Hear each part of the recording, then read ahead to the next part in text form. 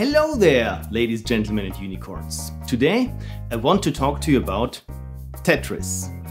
Are you in the age group of people who still remember the original Tetris? That's not it. Still not the first one. Closer. Now we're talking. What you're seeing is the original Tetris, programmed by Alexei Pajitnov in 1984, running on the Elektronika 60 computer, a Soviet clone of the PDP-11. Getting this to run in an emulator took a while of cajoling and invocation of arcane commands. But once it runs, it's surprisingly playable and quite revealing to historically minded Tetris players such as myself. Though it's anything but accessible. Would it be possible to recreate this for modern machines? I mean, how hard could it be? It's not rocket science, it's Tetris! I've been making games with GameMaker for over 9 years now, so it was my first and most comfortable choice to start my prototype with. Just after a couple of hours, I had the basic mechanics down. But it wasn't a game yet, and it looked nothing like the Elektronika 60. To get there, I had to address several points. The look, the game feel and animations, and the rules, score and timing. Naming things. That's especially hard when you're programming something that's abstract. Even in my code, I wanted to be consistent with established terminology in case I'd have to ask for help online. Thankfully, harddrop.com has a wiki from Tetris fans for Tetris fans, among other Tetris wikis. Turns out there's a term for anything, even in different languages. Now I know the difference between a piece and a block, that the well has a ceiling, and that Tetris pieces are named after capital letters they resemble. Pixel perfect. I'm a very visual person, so I thought I'd tackle the looks first.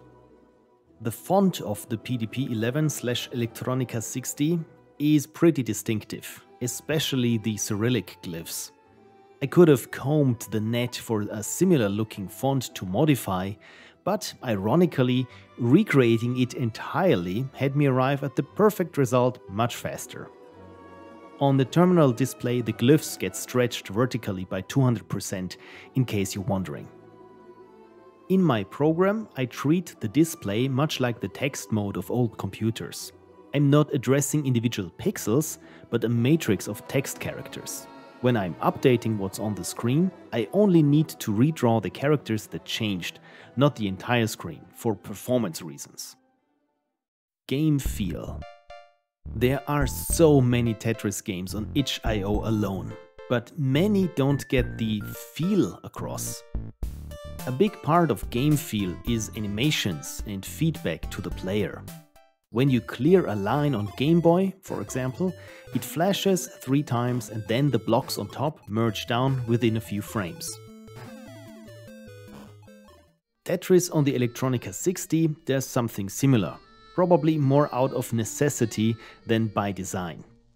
In slow motion you see that first the lines are cleared and then the updated playing field is redrawn from top to bottom. To recreate this, I recorded my sessions in the emulator and counted frames to figure out how long this usually takes. I implemented different animations for the different states. First showing how the line clears, then collapsing the blocks down, before spawning the next piece. Suddenly, it felt much better to play. What I did not recreate though was the flickery update on the moving piece, because it's distracting and exhausting while playing. Rules. With every level up, the pieces drop faster, a feature that's already present in this very first version. But how much faster exactly? To find out, I turned to recording emulator gameplay again and diligently took measurements. In this spreadsheet, it shows up as an almost linear graph.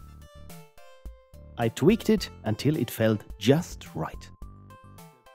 As for scorekeeping, I have to thank Cursibu from one of my streams, who found a helpful wiki page on how exactly Electronica Tetris awards points.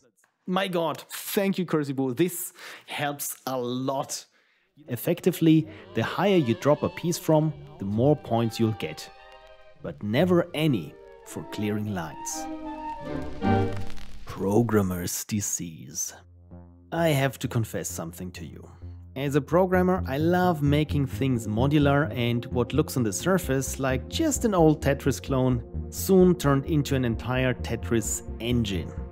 All parts are implemented as sort of components. A component for the pieces, another for the scoring system, yet another for the display, and so on.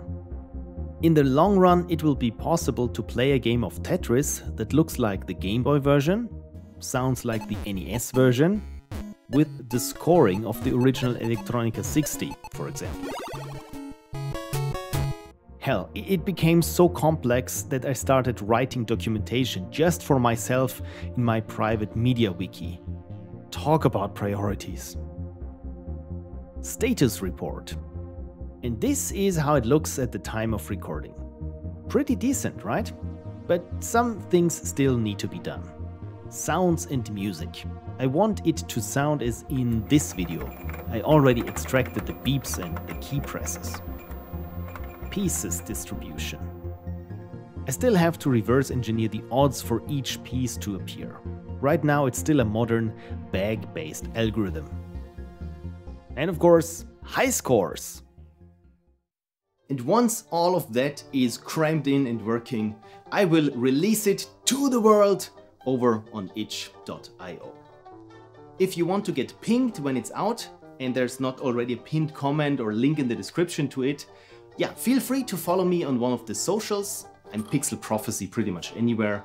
Or subscribe to my newsletter, also for other indie game dev related stuff, over at buttondown.email/pixelprophecy.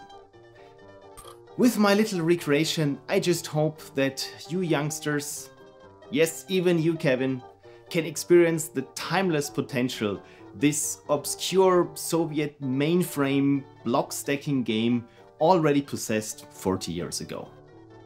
And with that concludes my low effort video for this week. And yeah, you're probably wondering about the getup. Yeah, it's Fat Tuesday today. I will go to work like this. Wonderful. All right then, see you next week and do it as I say. Right?